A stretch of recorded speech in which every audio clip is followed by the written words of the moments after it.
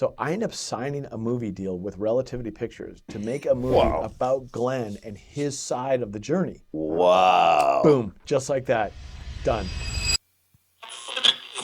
This is an international podcast transmission. Is anyone out there? If you're listening, you've reached the No Fixed Agenda podcast. So we have Sean Lake here, owner of Bubs Naturals. Thank you for finally coming on, Sean. I've been trying to get you on forever. Yeah. Darts. Yeah, go. There we So go. when I can get your wife to come on here before you, it's saying something, bud. Yeah. I was like that guy in the Matrix. I was just dodging bullets left and right. So this is a little interesting here. So we are on finishing up season 3 of the podcast now. Heather was our season opener. Oh. You are going to be our season closer. There we go. So we're just in a lake sandwich here. Yeah. I wasn't going to say lake that. I wouldn't go with that, dude. But no, we're in a lake sandwich. I guess. I was going to say we're deep in the lake or something. I don't know about lake sandwich, bro. That sounds a little too not PG. I'm gonna weave that into my home life somehow. Yeah. Babe, I'm just trying to help you out, man. what's going on? It's like lake sandwich. Seriously? Ew. I can feel the ew coming out. I know. Yeah. So, yeah, we somehow made that work just randomly. Yep. That we have both the Lake family members right in the tail end in the beginning of the season. So thank you again for coming in. She said cool stuff about me, just so I can be proud. Well, you're just gonna have to listen to the podcast episode, won't you? That would have been good homework for me because I wouldn't know how hard I can either flame her or just embellish the greatness. Embellish the Yeah, that's all she did for you. Yeah. That's all she did for you. She was just promoting you the whole time. The whole time. So we like to start the podcast with a little bit of humor here, as much as there's going to be humor in this. But I like to see how this kind of comes out for most people. And it started randomly. I don't even know how, but it started off as like this Tinder profile question, and we realized that most people obviously don't do Tinder or Hinge anymore, right? So we've kind of shifted gears in the language here. So, but we still use the swipe left, swipe right scenario on this, right? So what is your podcast profile elevator pitch to get people to either continue to listen to this episode or just say, you know what, I'm over it? What would be your pitch of like? We just said you don't like hooks, and this is the hook. We're trying to get you to get to this is our clickbait. This is our clickbait right here. Okay. And I don't like to tell people in advance because I want to see what people can come up with. Have we completely segued off my relationship with my wife? Yes. Just to be clear. Yes.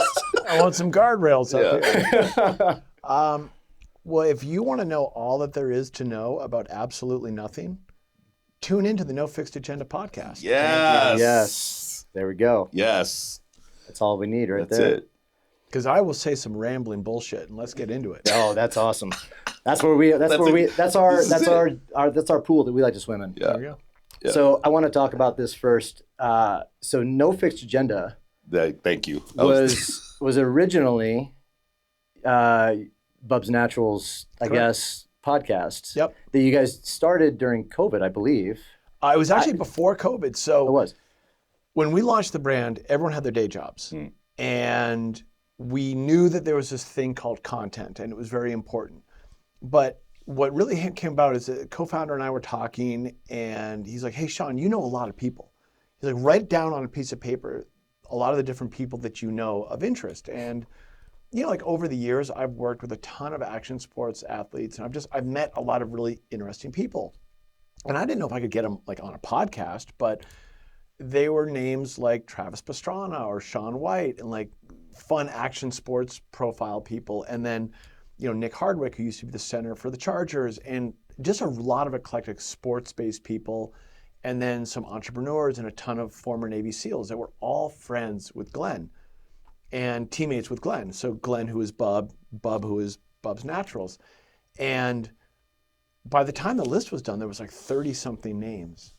And we're like, oh, we got to interview every one of these people. Like, this would be an amazing podcast. Like, if you could get Mike Ritland from SEAL Team 3, who's a New York Times best-selling author, how amazing would that be? And then a half dozen pro snowboarders that you've worked with over the years. Like, wouldn't that be so much fun? Well, what are we going to talk to them about?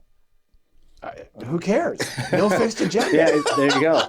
And that was how the name was born. It was literally, who cares? Let's just create some content. So this is 2018, like podcasts, they weren't necessarily as siloed and driven. I think they were a little bit more open-ended. Yeah. And so we started it, and we did it in my business partner TJ's like guest bedroom, and he bought an IKEA desk, put them together, a couple Shure mics, and we just put the audio together and recorded a couple of episodes, including Mike Hazel. Yeah. And I mean, he's an Olympian. He was a special operations, veteran, like had great stories to tell. We wound him up good and got him talking about the IOC, and it was great. Oh, we went that direction too. Yeah, God, it's great. It's a ticking time bomb, just waiting for him to explode. So we did a couple of episodes, and then we realized by late 2018, hey, we had a business to run, and it was starting to gain traction, and we lost focus on it. And that's not uncommon with business owners to like reprioritize and shift focus, or chase squirrels. In this case, it was the right squirrel, which was we need some fundamentals established on running a business that's scaling and growing. And as much as we wanted the content, it just wasn't right. Like we didn't have the time to do it because you needed a couple of hours to grab a guest, a couple of hours to sit down and record, and then you needed a couple hours in post to then upload it. And we weren't recording video of it necessarily to then put on social media. So it was like this, it was just going off into this lane by itself. Then we decided to bring it back post-COVID. Yeah.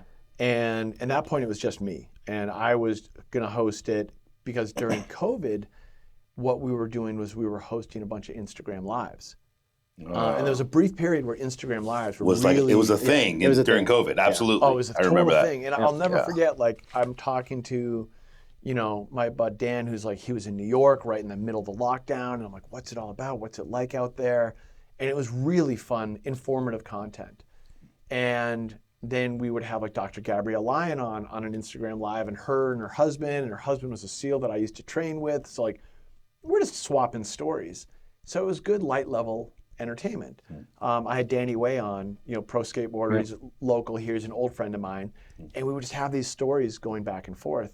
And then that turned into, well, we should really just record a podcast again, because these Instagram Lives, they only live in your feed. You can't chop them up and edit them and like repurpose the content. So if we own our own podcast, we could do that. So by the time we started again, you were reaching out about using the No Fixed Agenda name. We actually were just calling it the Bubs Show. Like we didn't even rename it back into the original show. Huh. So it was living in limbo. Yeah. And then I realized again, man, it's really hard to run a company and be in everything I need to be in, and then host people and coordinate a podcast. Yeah. And so we kind of settled on, we're not going to do this right now. If we're not going to do it really, really well, don't do it. Yeah. And we realized we were just doing it kind of good. We want to do it great. So just skip it. So we shelved that. And that was right when you were reaching out. And I was like, you know what better hands to be in? Let's go. Jeff, it's yours now. Yeah. Omar and I started talking about it randomly. I have another podcast that kind of in the same situation. Like it was all trail running based. I got kind of tired of talking about trail running nonstop. And it was like, I want to continue to do podcasting, but I don't necessarily want to talk about what I do for a living all the time or in that industry all the time. So I was talking to him about it one day, and I was like, I think we were off doing the Go Ruck event in Mission Bay.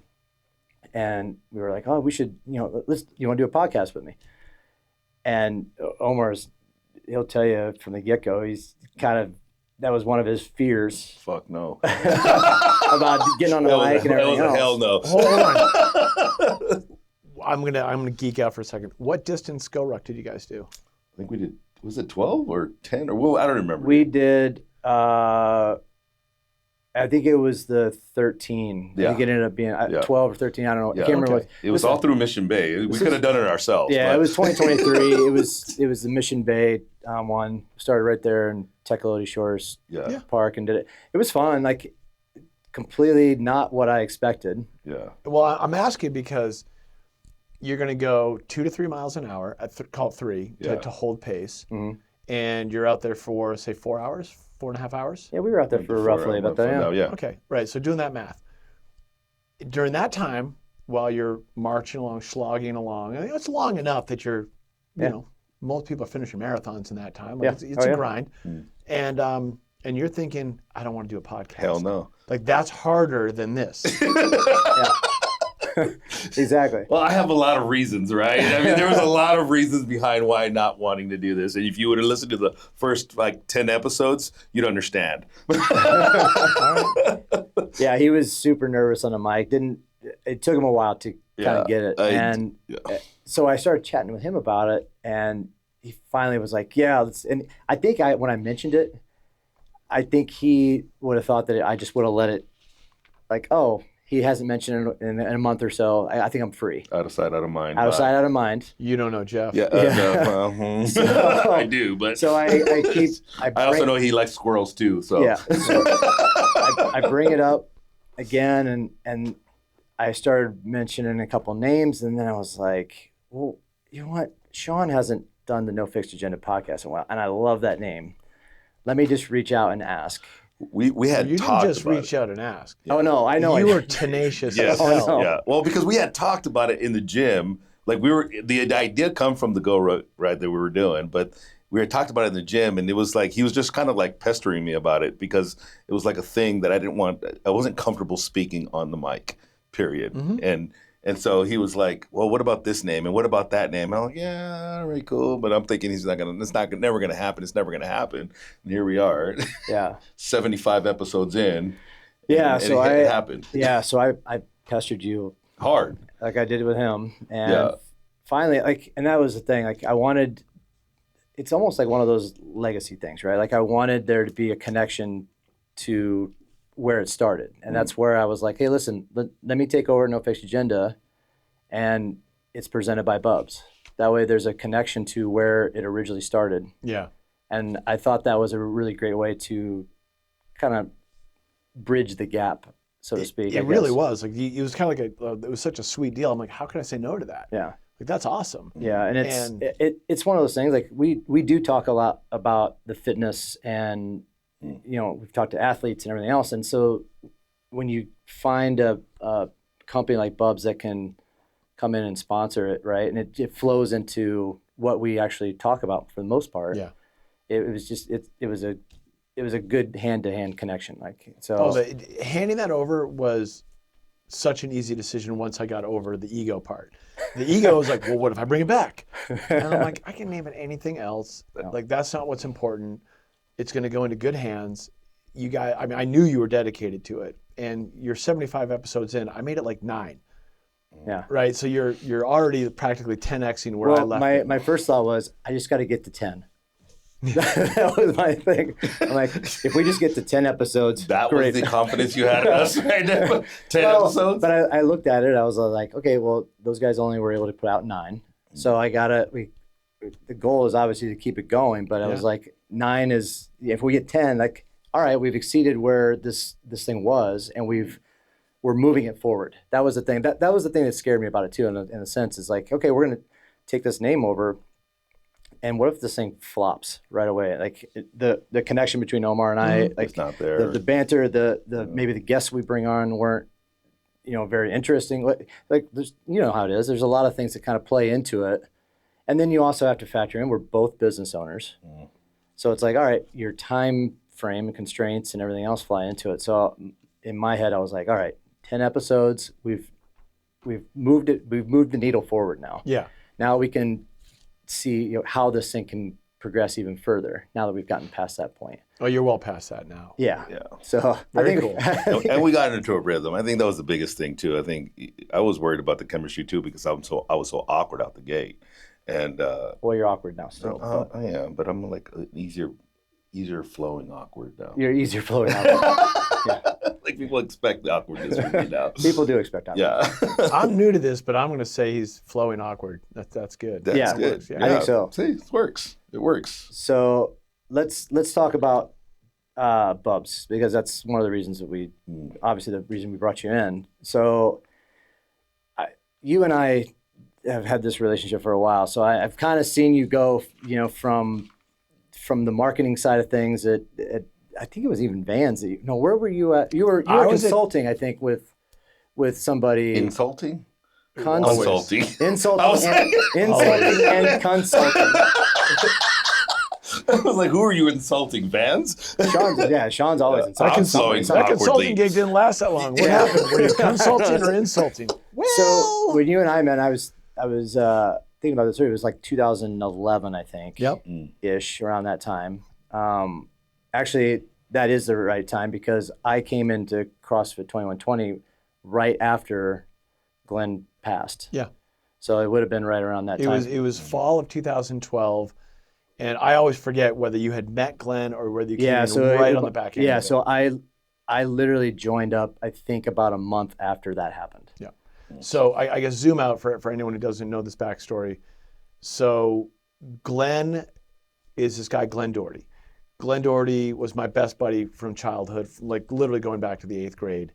And we had all these countless adventures together. And they took us through different chapters of our lives. So literally from the 8th grade to dropping out of college to go become ski bums. Glenn wanted to become a pro skier. I wanted to become a pro snowboarder. Glenn didn't make it as a pro skier. So then he decides his next challenge is going to be to join the Navy and become a Navy SEAL. This is in like the mid-90s. So like we're watching VHS movies of Charlie Sheen to figure out how to become a Navy How to SEAL. train for that. But I was his training buddy. So like we would do these workouts together that we picked off back when we were in college, or from our buddy who's on the rowing team for, Rutgers or something. Like we would literally just cobble together adventures, countless ski adventures. And then Glenn joins the Navy, goes through basic training, and a year later, I go to his BUD/S graduation. So he serves 10 years at SEAL Team 3, which is down in Coronado, so he's a San Diego-based SEAL. I move out after I get done snowboarding for a living, so I had a great fun run in snowboarding, and I used my snowboard money as being a pro snowboarder to pay for college. So then I got my degree. I ended up getting recruited by Burton Snowboards, which moves me to San Diego to be a team manager. So a lot of the West Coast pros for Burton were based in San Diego. So Dave Downing, Sean White, some of their bigger names. Big guys, yeah. And so I moved down here, and my best buddy Glenn's right down the street in Coronado. So it was like getting the band back together. Nice. Fast forward a couple of years, Glenn comes home from a deployment, and he introduces me to this very cultish sport called CrossFit. And we're doing CrossFit at the Encinitas YMCA. Like we look like we're having a seizure trying to figure out doing pull-ups on the pull-up bar in the middle of the YMCA. I can only imagine what that looked like. Absolutely horrible. Knowing that demographic at the YMCA, I'm sure that was interesting. Was there chair ropes going on? That's all I want to know. I mean, this is like 06, 07 into 08. And then in 2008, we joined a respectable CrossFit gym owned by a former Navy SEAL. So Glenn walks in, does the SEAL thing. And we're just having these fitness adventures and life adventures just kind of, in connection. And the whole while, Glenn had gotten out of the Navy and he was contracting for the CIA. In 2012, fast forward a couple more years, we're roommates. We're both coaching at Danny Miller's gym at CrossFit 2120, just for fun to like moonlight it. Yeah. I have a little marketing agency and I'm doing consulting for Converse shoes and Reebok and a couple other brands. And Glenn is deploying overseas, protecting CIA assets in various either war zones or places of interest, we'll say. And on 9/11 in 2012, Glenn was one of the CIA contractors that was killed in Benghazi, Libya. So you walk into the gym, weeks or a month after I lost my best friend, and I mean my brother. And it was a national uproar. Like Hillary Clinton was Secretary of State. There was a bunch of publicity and a big stink around her. There was these massive celebrations honoring the legacy of these American heroes who laid down their lives, saving, there was like 28 Americans that were saved over there. And Glenn, was one of 2 SEALs killed over there, making sure everyone else got out safely. That was Glenn in a nutshell. So you walked into that gym at a crucible moment of defining the culture of that space, because Glenn was so important to so many people. Probably like at the top of that list was Danny Miller. And Danny Miller owned the gym, CrossFit 2120. Poor Jeff walks in at probably the most dialed up, intense, militant time in that gym's history. Yeah. You poor bastard. Yeah. I'm sorry. Yeah, it was when I joined up, I do remember telling my wife, I was like, yeah, I joined this CrossFit gym that's right behind my office. And she's like, how is it? I'm like, it's fucking intense. And it was, you could see the dynamic in the gym was definitely still reeling and healing from what was going on, or what went on, I guess. And so, and Danny, you could tell that he was putting a lot of energy into the workouts he was doing, like programming and stuff, to kind of honor some of that stuff that maybe Glenn would have really appreciated, really gotten into, or done himself. Yeah, right? that ethos, that work ethic that 100%. was from that community. And Danny and I had a little bit of exposure to the SEAL community through our friendships. And Danny Miller and I were both coaches at Mark Devine's gym, SEAL Fit. So we were the only two civilian coaches at the time that were allowed to teach these crucible events called Kokoros, which are these like 55-hour intensive camps that were designed by a former Navy SEAL, Mark Devine, to help young kids get ready to go to BUD/S. So it was like, hey, if you want to go into BUD/S and you want to see what it's like, come here. Yeah. Wow. Well, that was our home gym. So Danny Miller was the head coach at SEAL Fit, and I had my marketing job. So I was just there kind of helping out on the weekends and, whenever, just to keep a free pass, because I didn't want to pay $200 a month for a membership. Yeah. I was just being cheap. But when you walked into the gym those years later, that intensity and that, that desire to respect Glenn's legacy, that community was poured into everything we do. Everyone had a heightened state of emotion, and the new members that joined during that time was a very special period. That's when Mike Hazel joined. Yeah. It was right in that same window, and there was an intensity that if you were an athlete, you loved it. Even if you weren't an athlete, you were either absolutely shell-shocked or you got into it. Because it was either get into it and thrive, or get out and those guys are crazy. Yeah. And it dulled down after a while. Like I think the temp check, everything kind of calmed down. Yeah. But I'll never forget like barking orders at you about your squat and get lower, Jeff. I still do, by the way. I pulled out every trick in the book, and I still can't get them at parallel. Yeah. It's not going to happen. That's his thing. Have you seen the length of my legs? But I put a bench behind him, and he sits on it. Yeah. That's always the kicker as a trainer, when you put a med ball or a bench behind someone to say, just touch that. In fact, just take a seat. And they always do. I'm like, okay, so you poop every day. Yeah. So I know you've got the mechanics. Get down there. And based on the length of your legs, it's below parallel. That toilet seat's below parallel, bro. Yeah. Not in my house. All right, buy him a squatty potty suit. Yeah. So I've always kind of wanted to ask, and so they did the movie 13 Hours. Yeah. From that perspective, I mean, obviously Glenn was a part of that movie, not really featured portion of it. Like, do you have any idea like how close that was to, or if you could even reference that? I don't know if you can, but I always thought that was quite interesting, knowing the history of some of that based on conversations that you and I had. It's interesting having the inside baseball on a national incident and knowing things that are technically classified. And then you're trying to sift through like the reality of what's going to get released, what you're allowed to talk about. Yeah. And remember, there were congressional hearings about Benghazi that had happened. And I gave testimony. Like I flew to Congress twice. I remember that, yeah. Met with congressmen to talk about this incident and like talk about Glenn and his.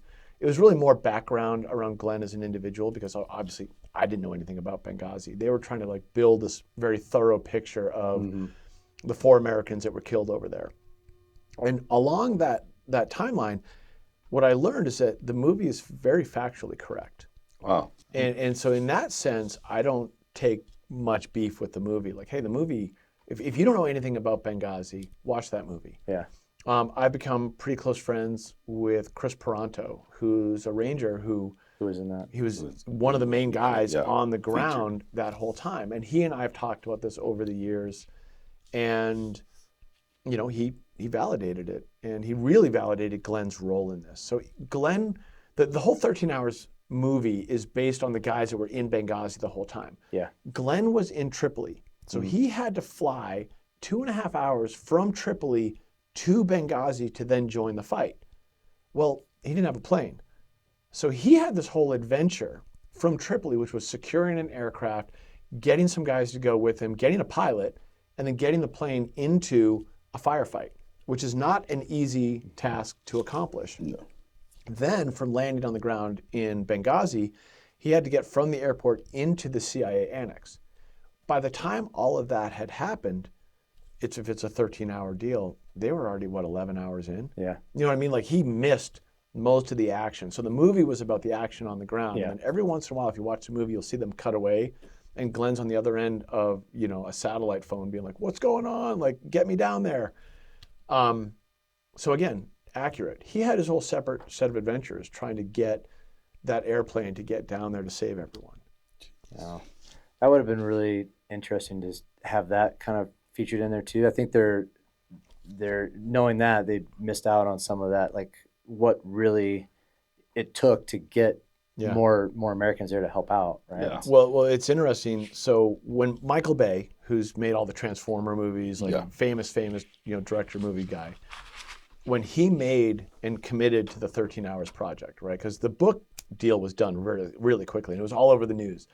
The survivors of Benghazi attack are writing a book, and that was like unheard of. I was approached by a film company to talk about Glenn. Wow. And it was a film company called Relativity Pictures. Do you guys remember Relativity? Yeah, The movie yeah. Dallas Buyers Club? Yeah. Captain Phillips. Yeah. Like, they've got some big movies that they had under their belts. They found me through the attorneys that were helping me manage Glenn's estate. Because remember, I was the executor of Glenn's estate.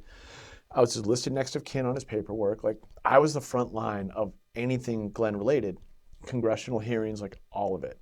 So the attorneys that were helping, like some entertainment attorneys, like, you know, they might want to make a movie about this. You never know.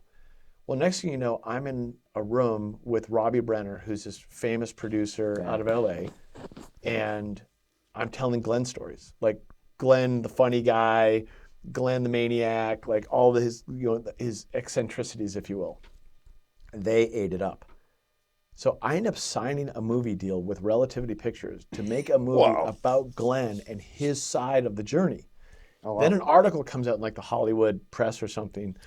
13 Hours versus, you know, Oh my Relativity gosh. Pictures. Who's going to make the movie first? Yeah, I remember They wrote this. me a check, and it was like, you know, like $20,000, which I went right into the estate for Glenn.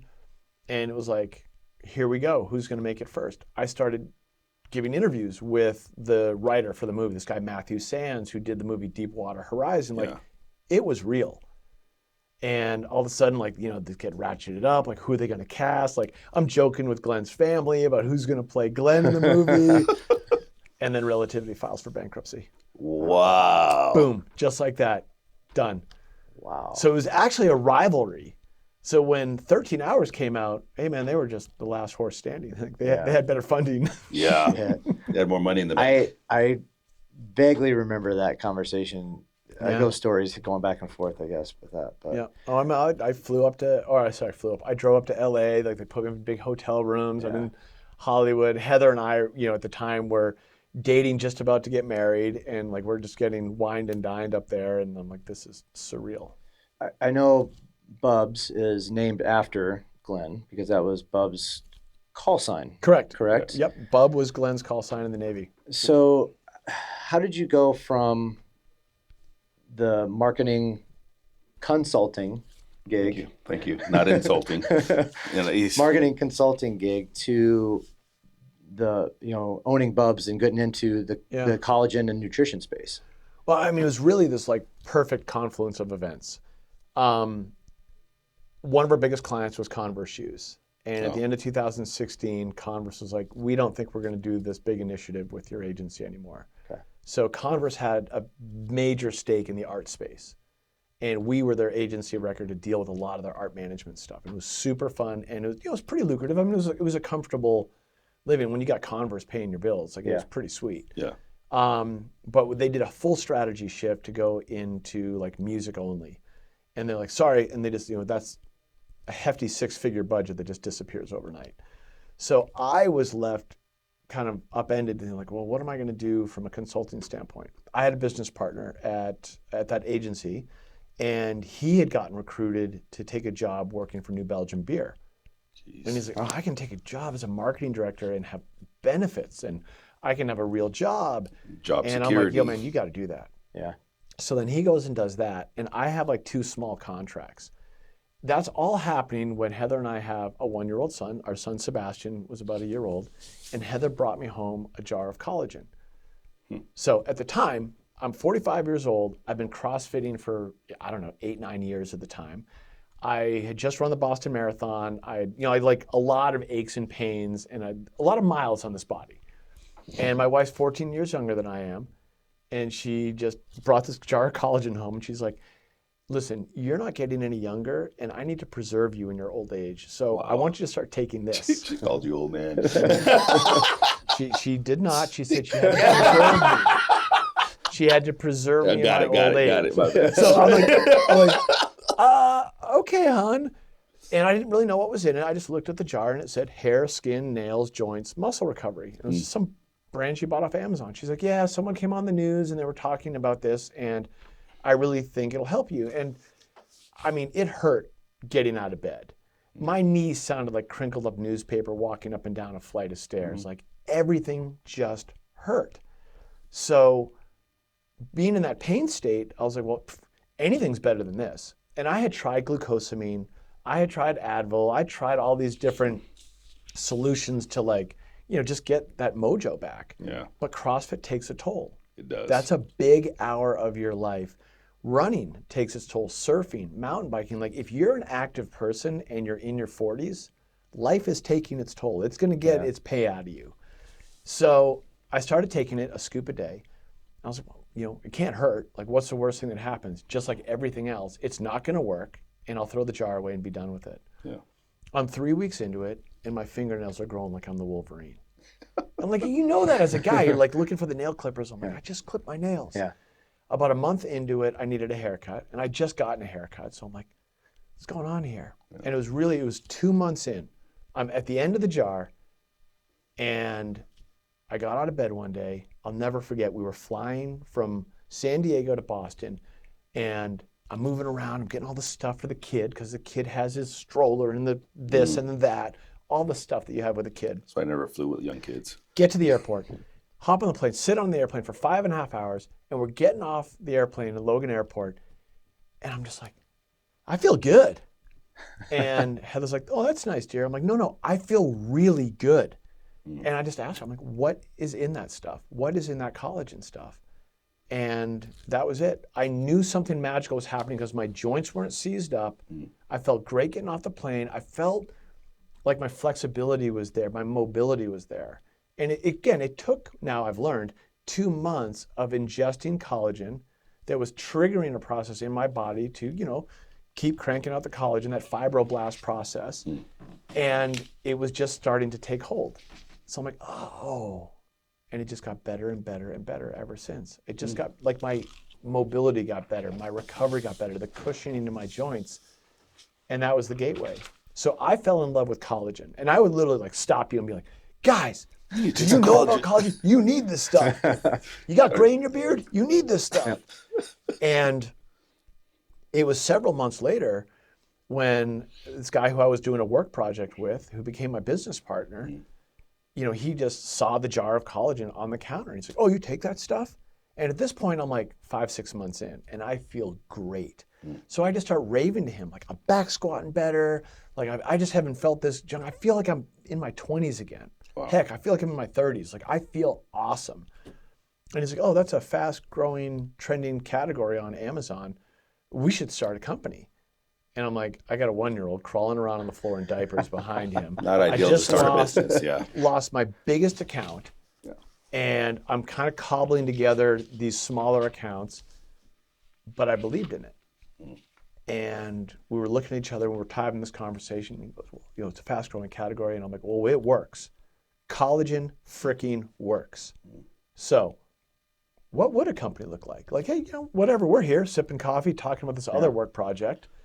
And I look at him and I say, well, whatever we do, we got to do something cool for charity. And a little light bulb goes off in my head. I know the charity. It's got to be Glenn's charity. And Glenn, we started a foundation after Glenn died called the Glenn Doherty Memorial Foundation. And it's helping special operators transition from active duty to civilian life, primarily through scholarship. Yeah. So powerful. And I'm like, this is a product that stands for self-improvement. Glenn stood for self-improvement. The dude was working out, reading books, leveling up at all times. It was truly inspirational to be in his company. And Glenn was always helping others. So we can give 10% of all profits to charitable causes in Glenn's name. And we have this North Star above us. Every product we make will stand for self-improvement. And as a byproduct, if we run a good company and we run a tight ship, we'll be able to help charities out. It's a good 1-2 punch. Yeah. And Glenn's call sign in the Navy was Bub. And I was like, this makes sense. This really feels right. So I called Glenn's family. I called a couple of his SEAL teammates. And I'm like, guys, what do you think? And they're like, well, Glenn would kick your ass if you don't do this. You have to do this. And that was it. It was literally a social experiment that took off. And, you know, my commitment was, if I'm going to put my best friend's name on the jar, it damn well better be the best product you can get your hands on, bar none. Third-party tested, like all the doubts that I would have about taking a supplement, I had to address before I could go to market. And so that was it. I set out on a quest. I'm like, collagen's kind of stinky. Collagen's clumpy. It's not easy to use. We got to solve those problems. And then I want the best in third-party testing to help take that out. I'm kind of curious, like when it comes to that, like how your knowledge of it, just taking it to now the type of collagen and ingredient, like the ingredient portion of it. Yeah. Like how much research did you guys have to sit there and do? Like what, like trying to find the good third party? Like how do you go about figuring that? Because you don't have a nutrition base. No, I have no nutrition background Right. whatsoever. I was like a human experiment. Yeah. I took this stuff and it was not a placebo effect. I got better. And, you know, and I'm qualifying better as from a guy who was really feeling the effects of aging to someone who felt phenomenal. And like, that's not placebo. So the first thing I started to learn about was sourcing. Well, where's collagen come from? Oh, there's gelatin, so it can come from bone. And the better stuff comes from hide. Oh, why is it better in hide? Oh, well, the amino acid profile is a little bit richer. Your glycine, your proline, your hydroproline, like all of your amino acids, these essential amino acids. And then I'm like, well, why is it called collagen protein, but not peptides? Actually, it shouldn't be called a protein because it lacks tryptophan, one of the essential amino acids. Yeah. But it's loaded on glycine and proline and these other amino acids that really help with different areas of your connective tissue support. Bingo. Well, that's why it wants to gel together. That's why collagen gets clumpy. How do I solve for that? Well, you need a really good hydrolysis process. You have to agglomerate the powder. Like, these are terms I didn't know. Right. And then flavor. This is ground up cowhide. It's got a pungent cow flavor. If you've ever been to a farm, you know the cows stink. Well, I've bought some pretty nasty collagen before we were Bubs, and that kind of stinks too. But yeah.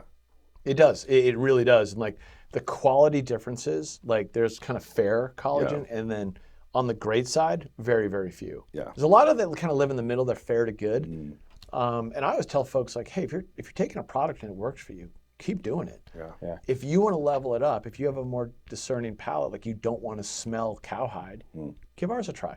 Yeah. If you want one that really dissolves well, give ours a try. If you don't care, keep using what you're using. But use something because it works.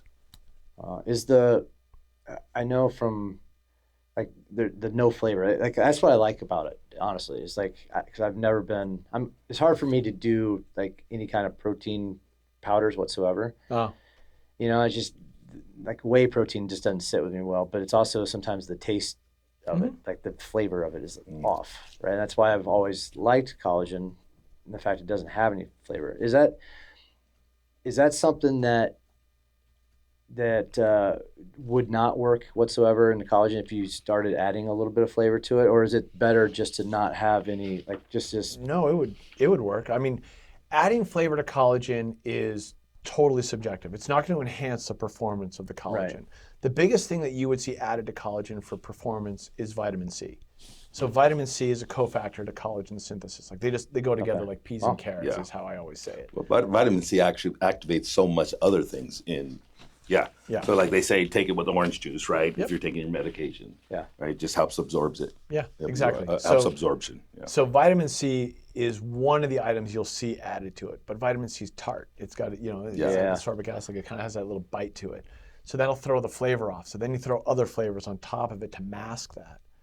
And there's usually not enough vitamin C added to collagens to be effective in any way. We're talking like 50, 60 milligrams per serving. Well, we know that the human body wants to, as an adult, you want 500 plus milligrams of vitamin C a day. And maybe you're getting it in your diet, maybe you're not, but I'm not going to throw 500 milligrams into a collagen. I'm going to take that separately. So like at Bubs, we make a vitamin C. We make it specifically because I don't want you to have a bad experience with your collagen. Just take a capsule of vitamin C over here and they can go together, peas and carrots. But on the flavoring side, it's usually done when you've got a low quality collagen or because you're trying to mix different types of collagens. So for example, we're working on one right now that we're calling a Collagen Peptide Pro. And the Collagen Peptides Pro is in a vanilla and a chocolate. And the reason we're doing two flavors is we're specifically adding type 2 collagen. Type 2 collagen is strongly linked to joint health, joint repair. Like it's key in the joint health. However, it's really pungent. So if I throw it in an unflavored formula in the right amount, it's going to make it really gamey. And then I'm going to get these reviews. This stuff smells funny. Yeah. It's like, well, yeah, because it's going to work really well, but it's got a stink to it. Well, then you would add a vanilla, you would add a chocolate, you would kind of mask that unpleasantness so that it's just easier to use for the end consumer. Then I'm in full support. Or else it's just like, what's going to get you over the hump? Like you might tell me, dude, I just can't take collagen because I love my chocolate and that's just your thing. Well, if I can make a product that gets you over the line and is going to increase your flexibility, your muscle recovery, your hair, skin, and nails, and the taste is good for you, game on. Yeah. I've always what I like about it, I have a hard time putting in my drinks, so I'm actually putting in my food when I'm making food at night. It's easier for me. I like coffee, dude. I don't drink coffee. Coffee with the MCT. Yeah. That's a banger. That's a banger right there, dude. MCT creamer from Bubs and the collagen scoop done. It's so good. See, because I don't drink coffee, it's hard. So you can put in your hot cocoa, bro. It's because you don't drink coffee that we don't trust you. Yeah, that's exactly, bro. I get that a lot. Yeah. Like but I realize that if I'm just cooking something, I just put a scoop in there. I don't even know it works just as well. I tell people that on customer service. I'm like, oh, do you ever make rice, mashed potatoes? Like, yeah, pasta. Like these are different ways you can. Pasta will drain out, so that's a bad one. But I'm like, any soup, any sauces, it goes right in. And there's a gazillion recipes. Like you go to Pinterest and type in, collagen sauce, and you're gonna get a million recipe options. Like there's a ton out there. It's cool. It's a very versatile, incomplete protein. Like, it's an awesome tool to work with. It's heat tolerant. You can bake up to 450 degrees with it. Like you can practically broil with it. Like it's just not gonna denature. Yeah, I like the fact that it doesn't clump up my coffee. That's the huge part. When I used to put just regular old protein, it used to clump up so disgusting. You just drink it because you need that protein, but you put the Bubs in, it doesn't clump up at all. Yeah. It's so nice. Omar, he's a Viking. It's just nasty. Yeah, I don't care, dude. He's a Mexican Viking. I'm the average Mexican superhero, man. Remember that, dude. Take my name away, dude. We actually discussed wearing a wrestling mask before he came on here, and he didn't opt for that no. one. Yeah, he has his luchador mask. He probably should have worn. No, dude. No. Come on now, man. Come on now. No, it's been a wild journey. I mean, I'll definitely say that. And doing collagen right is like why, if that's what I'm going to take for myself, that's what I want to take. I don't want to take it at some half-ass level. I don't want to take some B-grade brand off of Amazon. I don't want one that clumps. And if I can kind of use that Glenn North Star to help guide the process, and I can think of what I want to take for my longevity, my wellness. I mean, shit, I'm 54 years old. I want to stay in the game. I'm not going to roll over tomorrow. Like I still want to hit PRs. And if that PR is lifting, if it's running, if it's cycling, I don't care what it is, but I don't want to let age be that limiting factor. Yeah. So nutrition and the choices that we make become more and more important. Like you're invincible when you're in your 20s. You can do anything, eat some pizza, and get drunk. Pizzas and Cheetos, and let's go. Yeah. Yeah. I'm looking at the man to my right over here when I say that. Yeah. Right. But to show up, at any given age and be able to represent, like that's awesome. It feels good. When is the Peptide Pro going to come out? End of the year. I'm actually in flavoring right now for it, so it's actually super fun. Yeah. Yeah, I'm waiting to get those first samples out of the vanilla and the chocolate, but yeah, we're targeting tail end of the year. You're able to work with the same suppliers and all and the same group to do the flavoring stuff, or you have to outsource more for the flavoring too, because obviously the flavoring is key. You want a good chocolate, you want a good vanilla flavor. Like are you able to work with this is actually an interesting point. Work with the same people. When you go out and you look at the landscape of collagen, you've got Garden of Life, Sports Research, Vital Proteins, right? 2/3 of those brands are owned by Nestle. Like they're these giant food conglomerates. Yeah. And no disrespect to them, because they're helping to scale the message of collagen out to a wider audience. So I give them full props. However, they're buying from any different source that's out there. So when I kept talking about the fair to the good stuff, it's a mixed bag. Yeah. For the 7 years we've been doing this, we buy from one supplier. I've been exclusive with one supplier. So I know my flavor, my solubility, my amino acid profile, lock, stock, and barrel. And we've built a really good relationship over the years to make sure that we can scale and grow together, which has been awesome. Then when it comes to flavoring it, I know what my base material is going to be at all times. So I'm controlling the variabilities. Got it. It's going to be this baseline. Now we're going to add the flavors to it so that I know years from now, my vanilla is my vanilla, my chocolate's my chocolate. It's not going to taste one day this way and another day a different way. It's going to be consistent. And that's what we want. Yeah. So I like the fact that Omar referenced the MCT. So just let's quickly talk about that, because the MCT creamer is really good as well. But delicious, dude. But it took me a little bit to figure out actually what MCT was and did. What's it for? Yeah. Well, me too. You're not alone. Okay. So I remember when Laird Superfood Creamer hit the market. Yeah. You guys remember that? Yeah. Like it kind of hit like a wave, and I was like, what's this stuff? Yeah.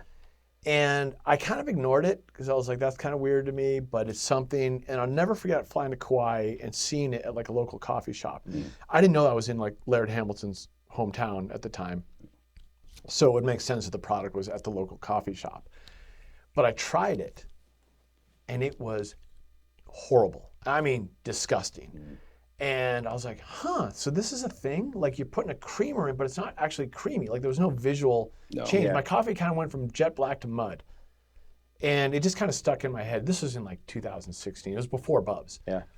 After we were in business, a guy that was at the gym with us, Tim Infin, was a material supplier in the food industry. And he actually was the one who brought it up to me. He's like, hey, have you ever tried MCTs? And I'm like, what's that? And he kind of did the Laird reference. He's like, well, MCTs are medium chain triglycerides. It's coconut oil. I'm like, oh, it is? He's like, yeah, it's coconut oil, but that's a longer chain fatty acid. When you break it into a smaller chain, a medium chain triglyceride or fatty acid, it actually absorbs into the blood-brain barrier, and it's really good for focus, mental focus, and it's a healthy fat for energy for your body. He's like, so you don't really need the sugar, and you get juiced up, and you're just a little bit more tuned up. So I'm like, He's like, yeah, we make one, and it's creamy. So I tried it. I put it in a cup of coffee, mixed it in, and I'm like, no cream, like no half and half. And I was a religious half and half guy. Sometimes heavy cream, sometimes half and half. But I always liked a little color and just that sense of creaminess in the coffee, a little bit of that kind of fattiness. Yeah. And this delivered the fat.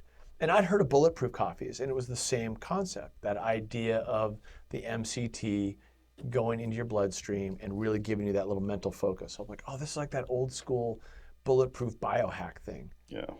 The difference was it was delicious. Because I've tried coconut oil in coffee and a pat of butter, and it was disgusting. Yeah.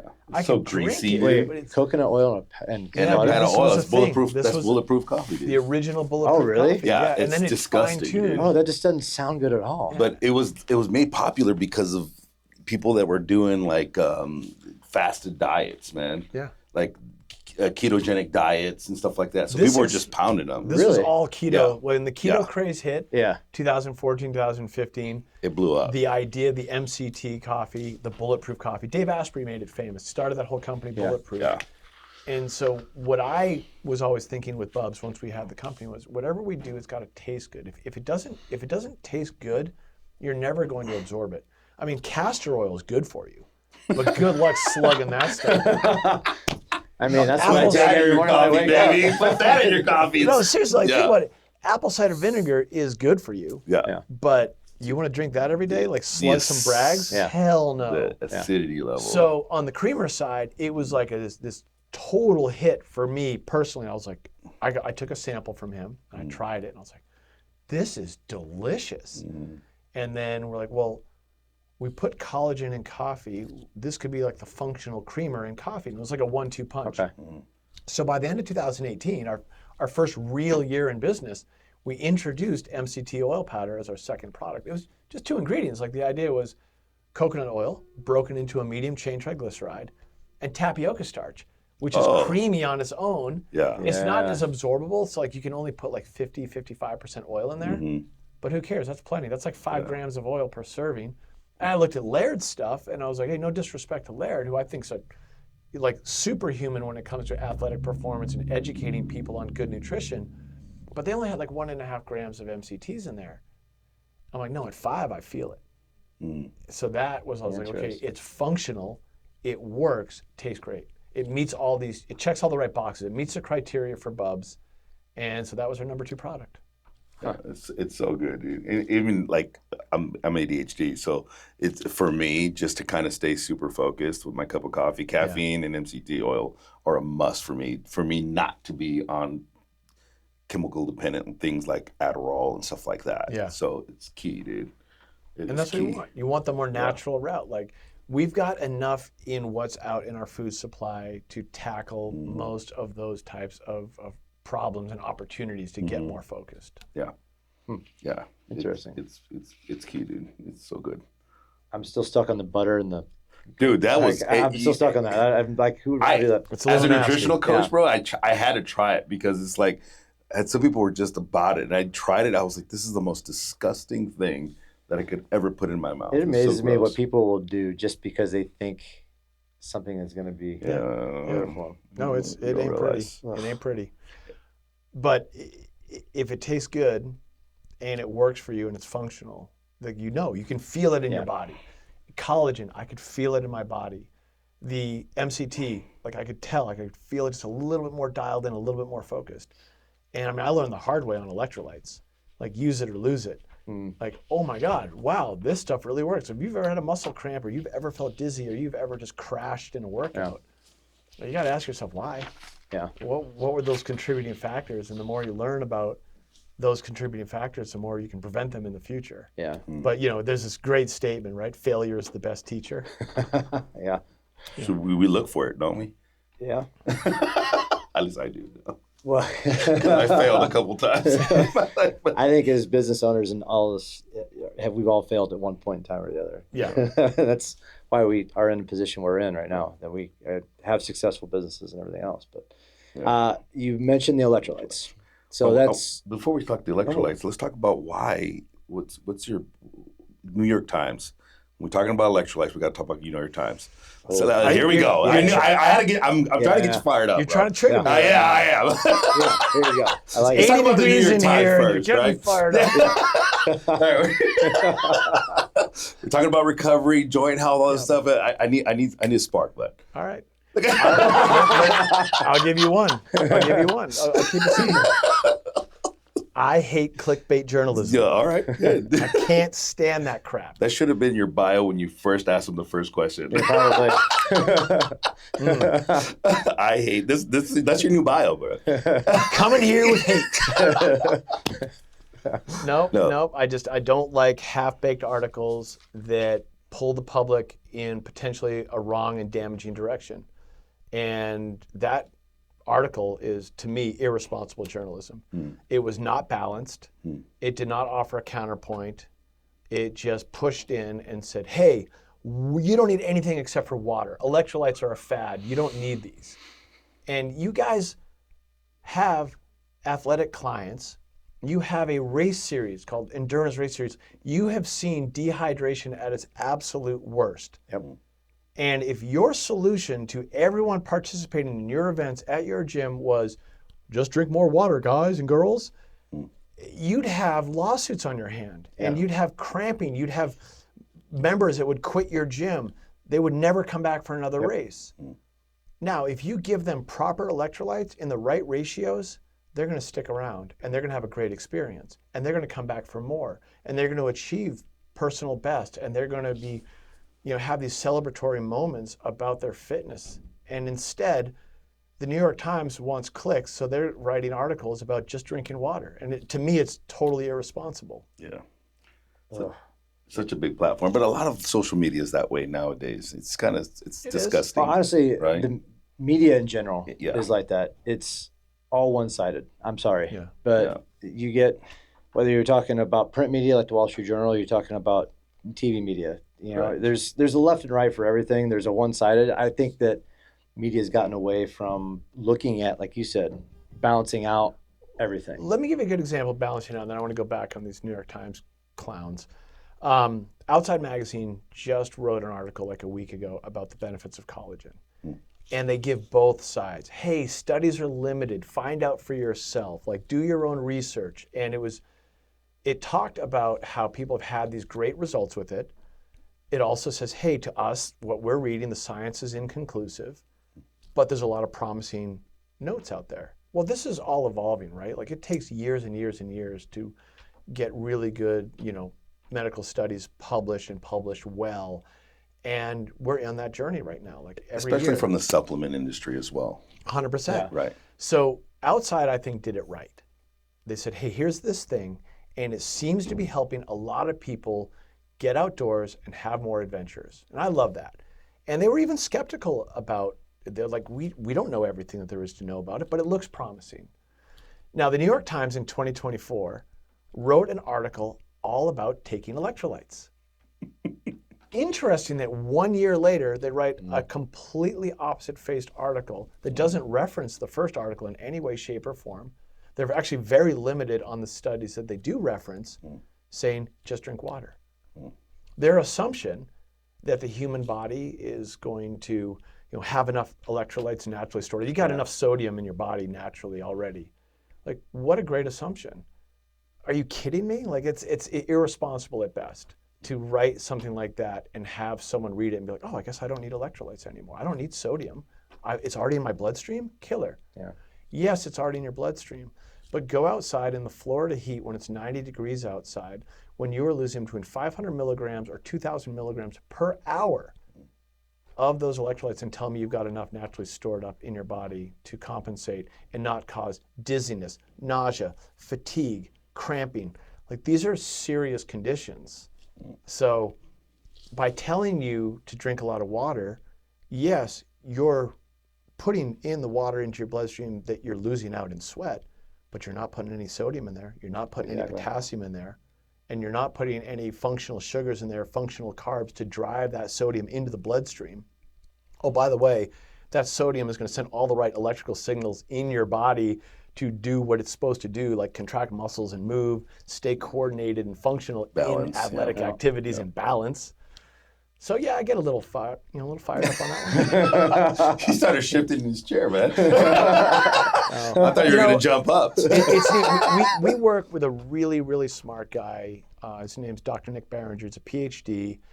And I sent him that article and I said, hey, this really doesn't sit right with me. And I'm no PhD, but you are.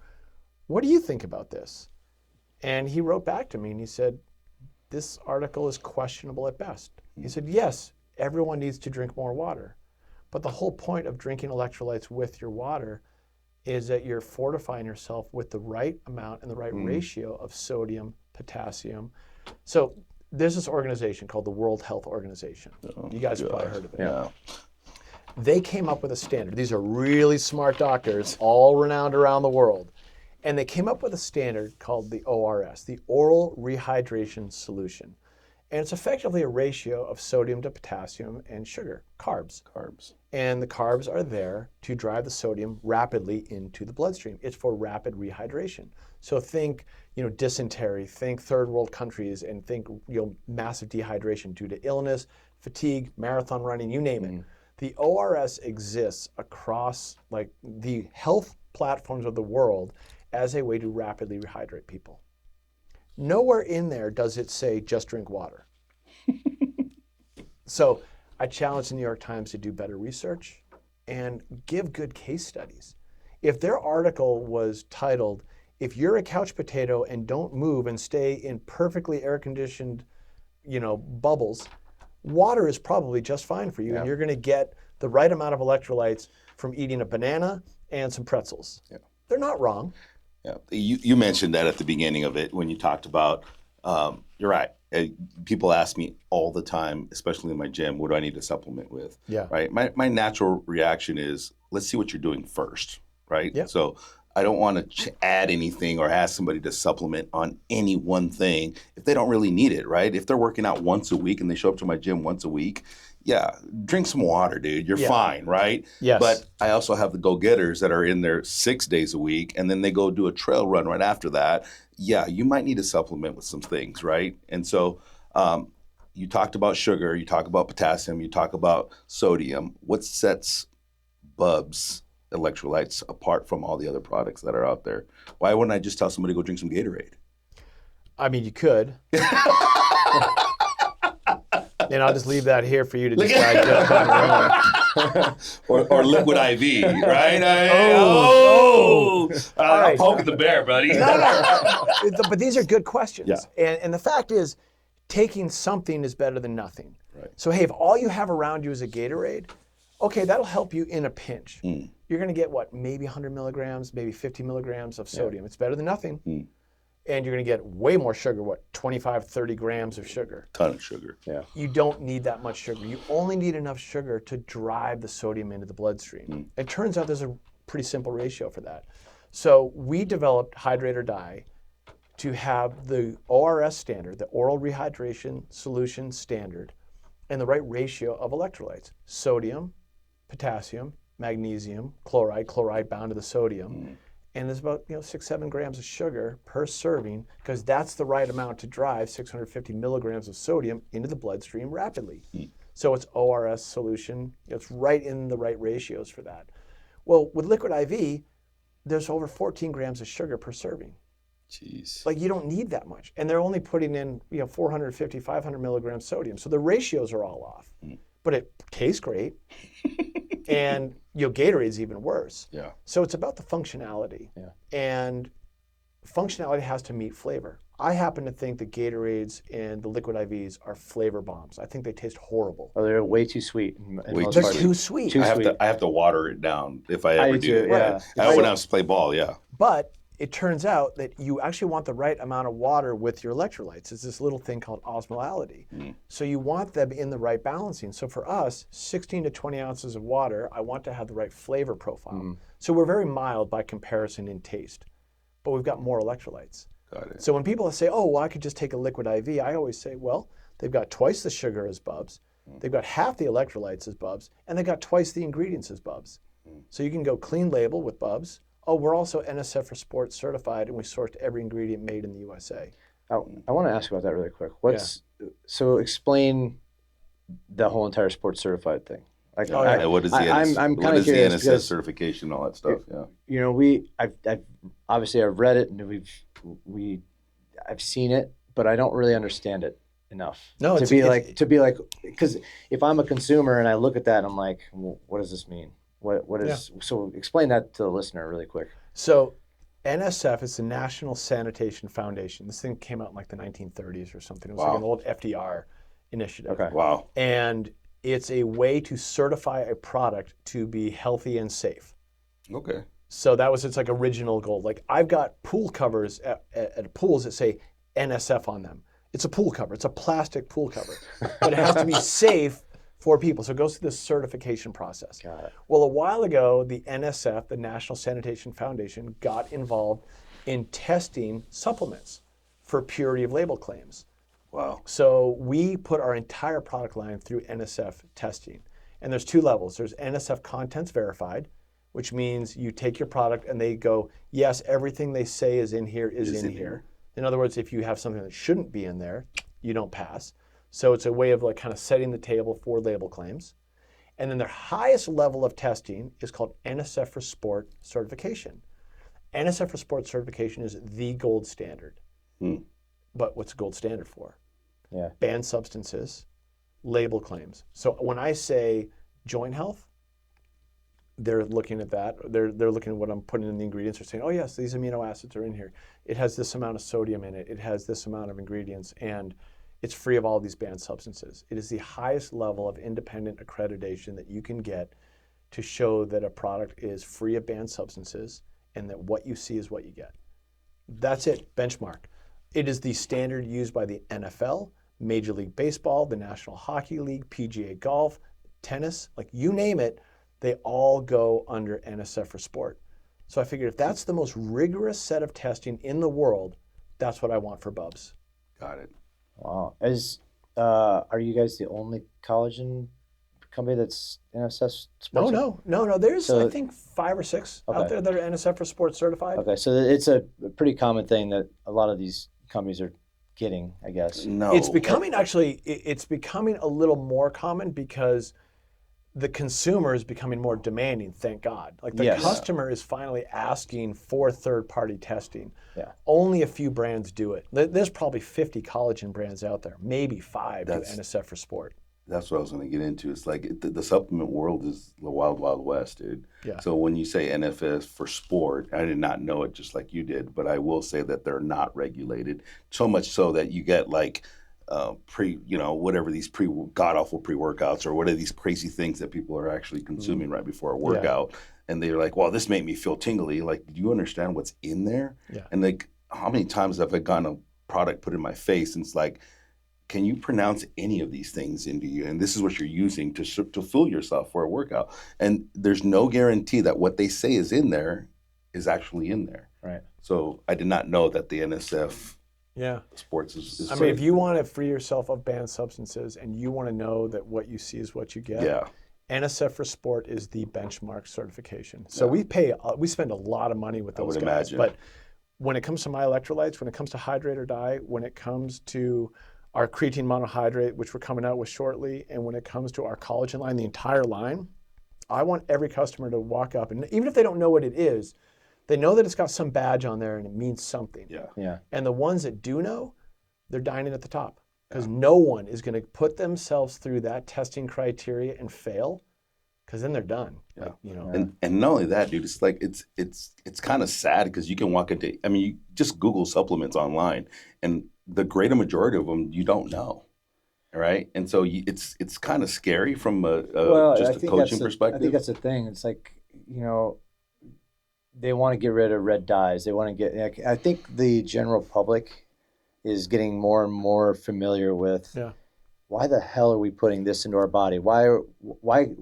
That's the thing that I love about going overseas. It's like everything is, there's no processed shit in it. Yeah. Right? And so I think that we're getting there. We're slowly. Yeah. And I mean, look at Robert F. Kennedy Jr. is a polarizing figure as the day is long, but damn if that man does not truly care about health. Now, his approach to health has got people moving in different directions, but you can't say anything in 2025 without making a stink somewhere. Exactly. Yeah. He's taking a stand, and he is putting some stakes in the ground and saying no to red dyes. And people are like, oh, I didn't know that was a thing. It's like, yeah, it's a thing. And I'm all for it in the sense that it's opening people's eyes to paying attention to what's going in their bodies. Yes.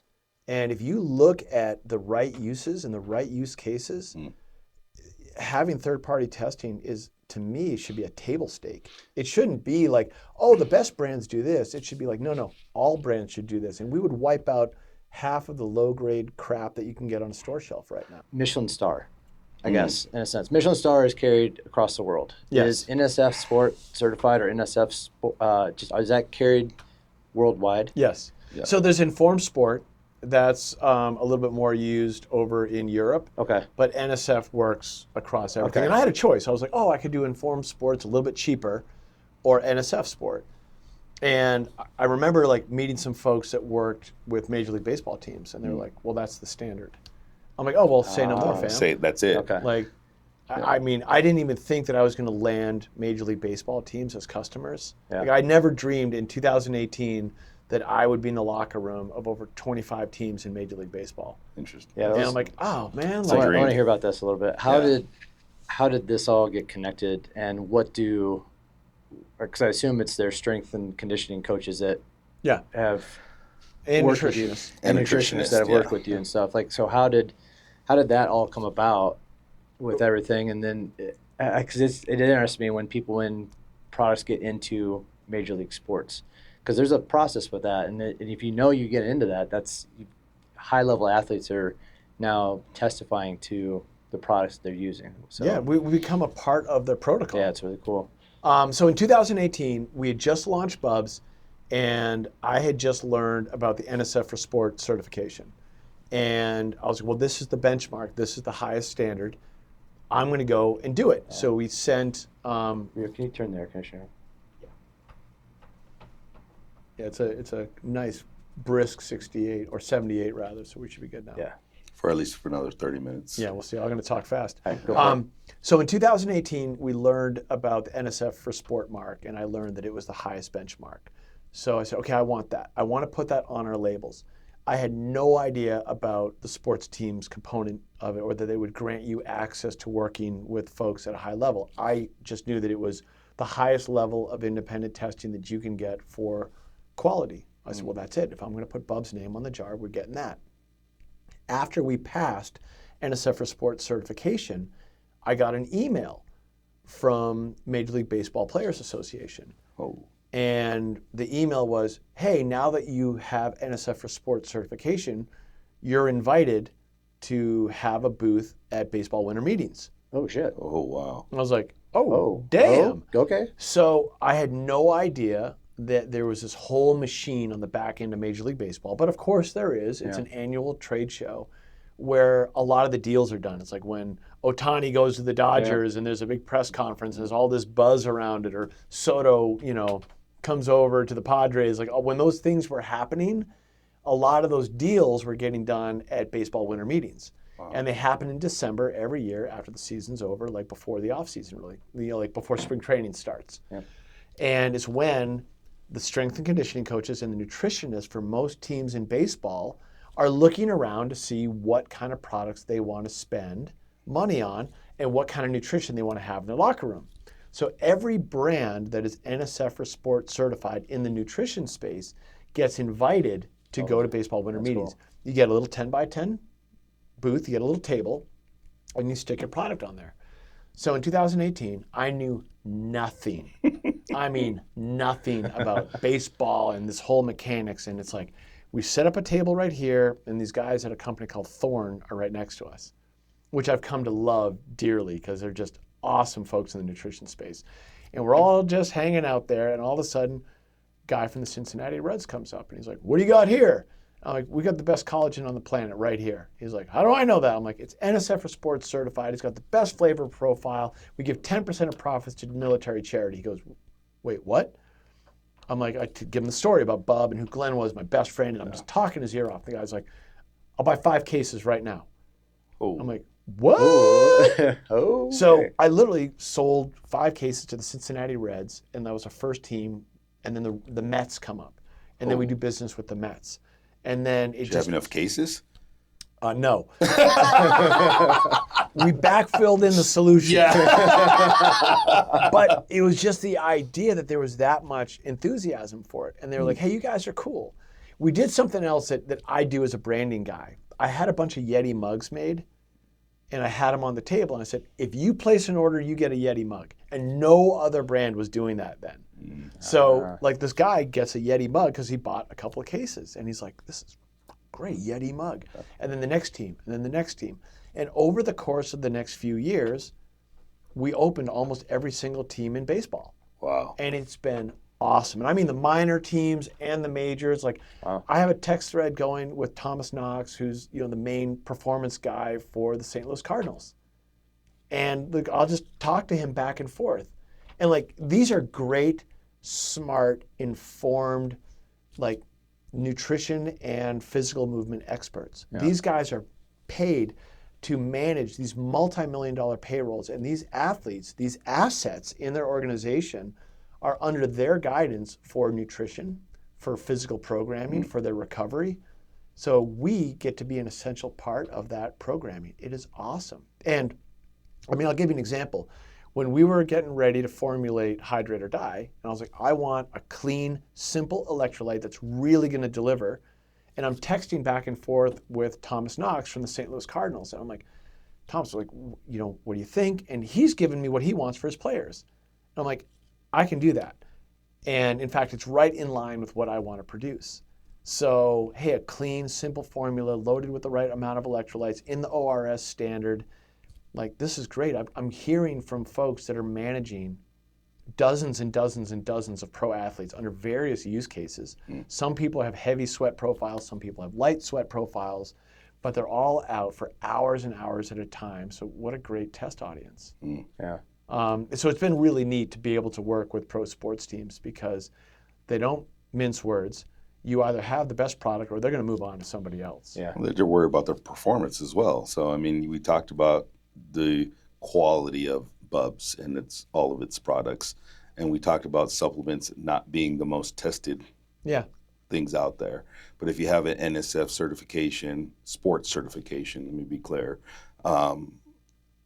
and you have some case studies, now you're talking some true information and feedback that you're not just grabbing something off the shelf and giving it to an elite athlete and praying that it does its job. Yeah. No, you got the little thing called science behind it. Right. Yeah. And that's the biggest sell, in my opinion, right? If you got, I mean, we've had other supplement companies on the podcast, right? And we talk about them, and it's the biggest struggle is getting into a performance-based arena and putting something in their body when they're at the most extreme trying to perform. Yeah. Right. And here you got Bubs Naturals, who's been tested, has case studies and all that stuff. It's just by far something that as a nutritionist or a nutritional coach would be able to feel comfortable giving to their athletes. Nice. Well, I mean, that's the name of the game. And it's like, I mean, I'll go back to the electrolytes. When we were thinking up the idea of what a functional electrolyte would look like, and we have the ORS, this oral rehydration solution standard out there. And I said, well, I want a really good sodium source. Sea salt, right? You've got a ton of chloride bound to sodium. Like those are two key electrolytes. Oh, potassium. Oh, magnesium. And you can dabble in calcium. You can add some other stuff in there, but those are really the core. And then sugar, you just need a little bit.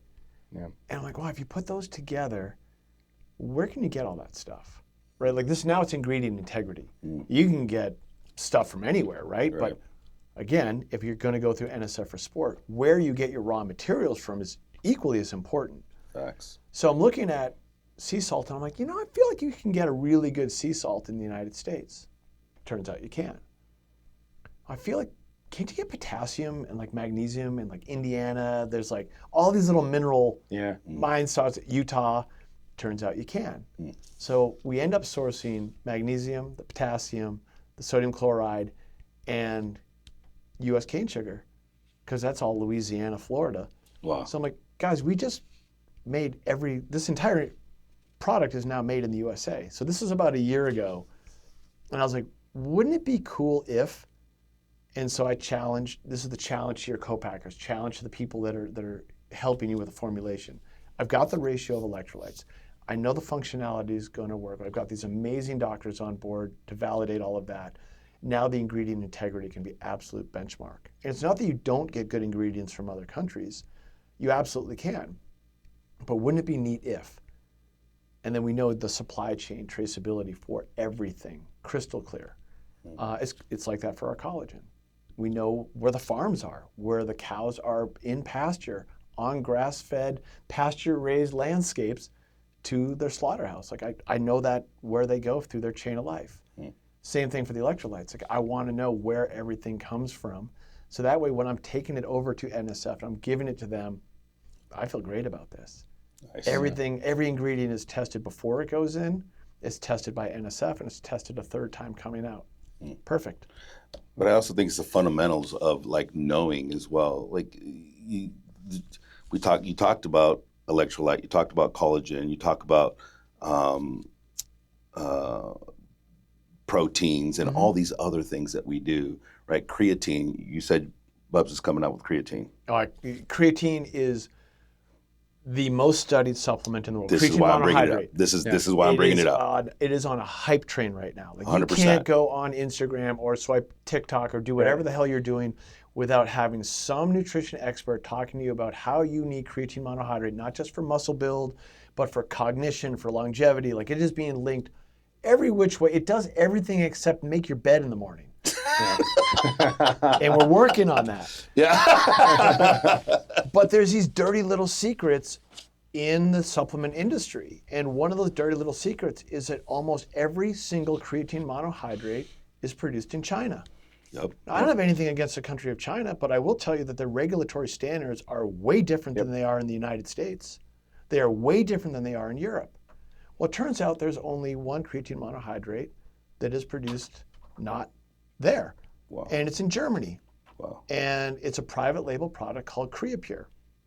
So when we decided to make a creatine monohydrate, it did not take me long to figure out who my supplier was going to be for this product. Nice. Because I don't want to look my consumers in the eye and say, hey, I got this product from China.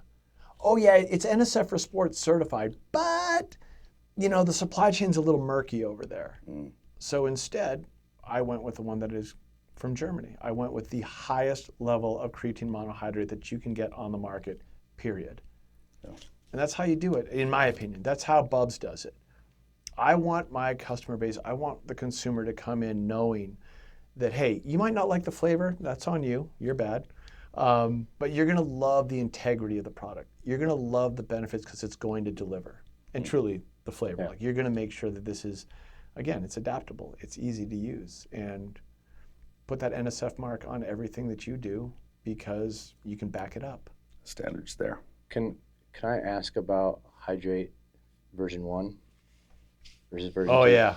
You want to talk about mistakes? No, Yeah. well, I do. So, There we go. I want to ask that before I want to ask that before I approach it because there is a huge difference. I feel like he just kicked me square in the dick. He did. He did. Geez. But Okay, so when we very first had the idea for Hydrate or Die, I was so hell-bent on the definition of natural, Bubs Naturals, that I challenged our co-mans on what that should look like. Okay. And what I didn't realize is that you can get magnesium, you can get potassium, you can get a lot of these electrolytes from a lot of natural sources, mined right from the earth. So I was hell-bent on coconut. And the reason I wanted coconut was, one, I like coconut water, but you could get coconut sugar to deliver the carbs, and you could get potassium from the coconut naturally.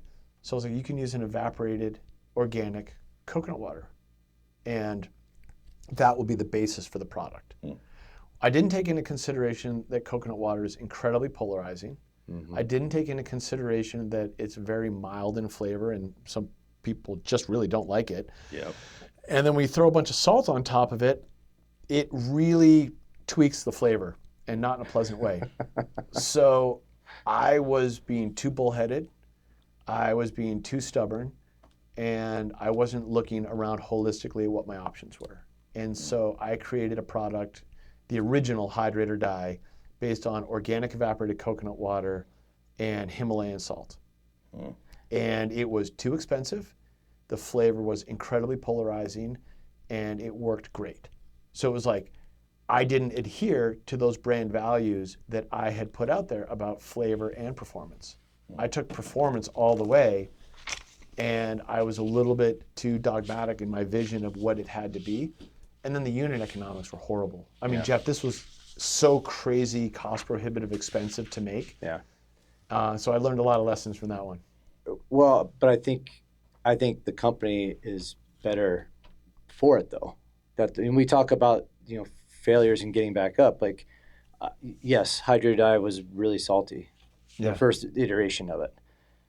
The second version is amazing. I love it. I think you guys have nailed the flavor profile with it and how it all comes together. It's not super sweet. Yeah. You can take it and not have to worry about it's a little bit too bitter, too sweet, whatever. So I think you guys learning from that actually created even better product. So I commend you on that and looking at that and saying this isn't working. Let's figure it out, because it definitely was. I always want to support Bubs, and I was like, man, I can't get with this one. I can't get with this, and I was just like, I really want to, but it was hard. I had some of my friends came at me and they're just like, Sean, what are you doing? Yeah. They're like, we love your creamer, we love the collagen, but yo, what's up with this one? And I had to admit after a while, I thought it was delicious, but then if you think it sucks, well, that's 50% difference there. That means I'm only going to sell to me. Yeah. That doesn't work. I have to make this a lot more palatable. So I lost my footing on what I thought was flavor, which is totally subjective to the individual. And it was a tough lesson learned. We did the same thing with coffee. Coffee was a tough experiment. Like, our audience emailed us, you got to make coffee. We love putting collagen and creamer in the coffee. Make some coffee. We trust you to make a good coffee. There are hundreds and hundreds and hundreds of really, really good coffee roasters out there. Yeah. And we are doing it just as good as them. However, that's all they do. It's their core competency. So we launched into coffee just like we did the first round of electrolytes. And then we had to pull back and be like, wait, what are we doing? Who do we want to be? I want to focus on human performance. I want to focus on longevity. And I want to focus on those things through the lens of natural ingredients. Coffee's not where we belong. Yeah. It's a great energizing product. There are literally 100 brands I could recommend that do coffee at an incredibly high level. Yeah. I don't need to be one of them. Right. Now, collagen, different story. Electrolytes, different story. Creatine monohydrate, different story. The Collagen Peptides Pro, the next one that we're coming out with, different story. But some things, you can get a little bit too far and wide. I had to learn that lesson of pulling us back into where the company belongs. Stay in your lane, figure out what you're really good Well, that at. was going to be my question is how do you, what is your goal as far as when you come out with products, and what makes you look at it and say, we're going to come out with the creatine product, we're going to come out with the electrolyte product, how do you guys process that? What do you look at as far as, hey, these are the products that we want to work with, create, and make sure that they're out there for human performance? How do you have a process that you look at when you're creating those things? Yeah, it's usually selfishly, what do I want to take? Yeah. And I am the first stop for that. Hey, as a 54-year-old, athlete, or 54-year-old guy, 54-year-old dad who wants to be as active as humanly possible, what are the things that I should be taking? And is that transferable, right? Because I don't want to get super niche, but there are some things that I take. There are things that Heather, my wife, takes. And we're working professionals. We want to live forever. And we want to live forever doing stuff at an incredibly high level. And whether we can or can't is, remains to be seen, but we sure as shit don't want to let our bodies, fall off. So we work really hard to maintain that edge. And I think that's a healthy, mindset for anyone. So when I look at nutrition and I realize, creatine monohydrate is really important for muscle atrophy, and guys over 40 start losing muscle, and so do women. Boy, it's not just about getting jacked and tan. It has a great function to the product. That makes sense. I should be using this product. Well, we're in the powder business, and that's a powder. How does that apply to Bubs? Digestion, do we want to get in the probiotic space? No, but apple cider vinegar kind of makes sense for us. So then you move around to different products and you just look at them. We're looking at a vitamin K2D3 right now. We're looking at magnesium bisglycinate. We're looking at omega-3s. And I'm looking at them really closely because those are my daily stack.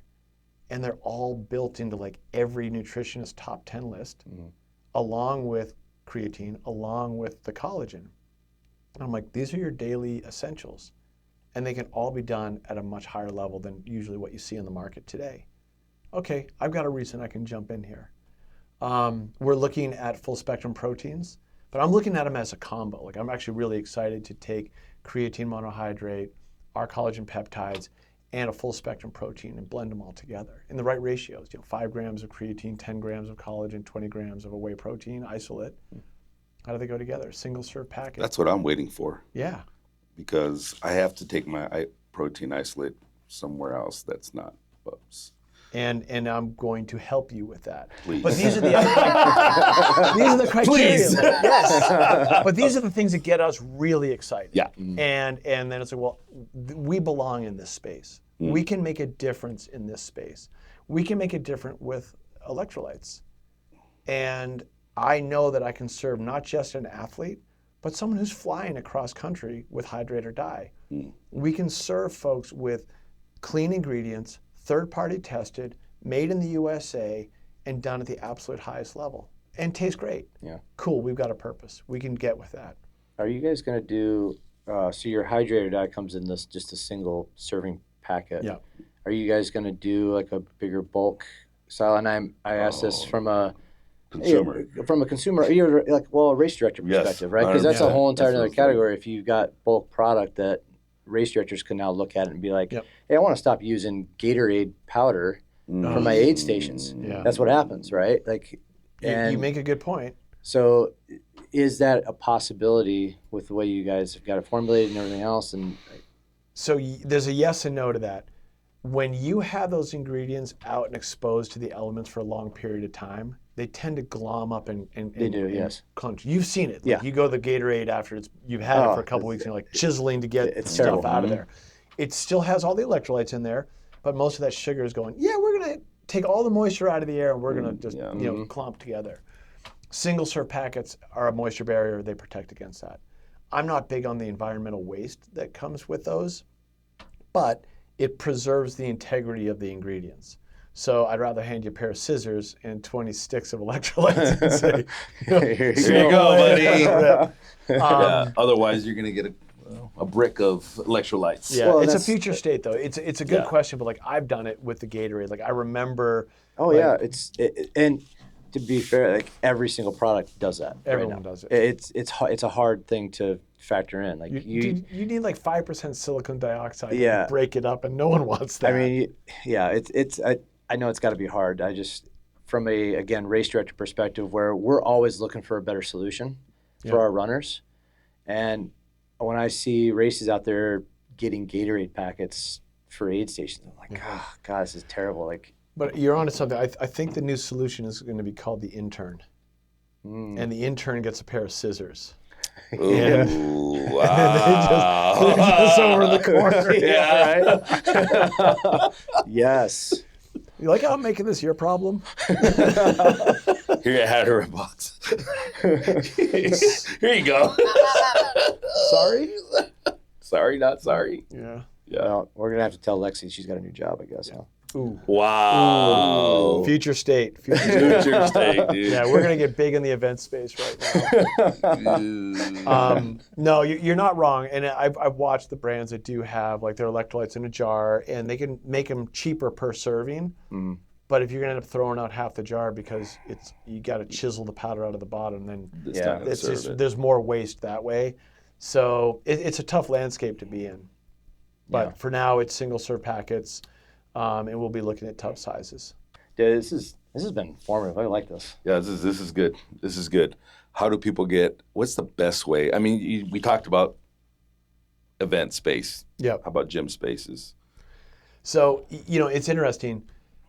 My favorite wholesalers are gyms, because if a trainer has vetted a product and really believes in the product, then when I see it on their shelves, like I'm like, okay, they know, they've done their homework, because they care about these athletes coming back to get back in the gym for their next training session. I also respect the natural food space, like, your Sprouts, your Jimbos, stores like that. But, for us, we actually run our business almost entirely direct to consumer.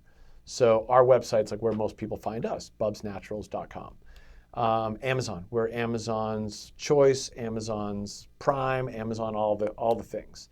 And Amazon's been a great partner because it's so convenient and easy for folks to find you. I like it when they come to our website because you can drill into the information. You can ask me questions and, get answers if folks have certain dietary needs, like things you can't always get a good answer for on Amazon. Yeah. But I mean, both platforms are great. And then, we're in a handful of boutique fitness gyms. And if you happen to play for the Red Sox, we're already in your locker room. Don't play for the Red Sox. Well, I think what I have always loved about Bubs versus some of the other brands is you guys have a story. There is a true story behind the product and why it exists. Yeah.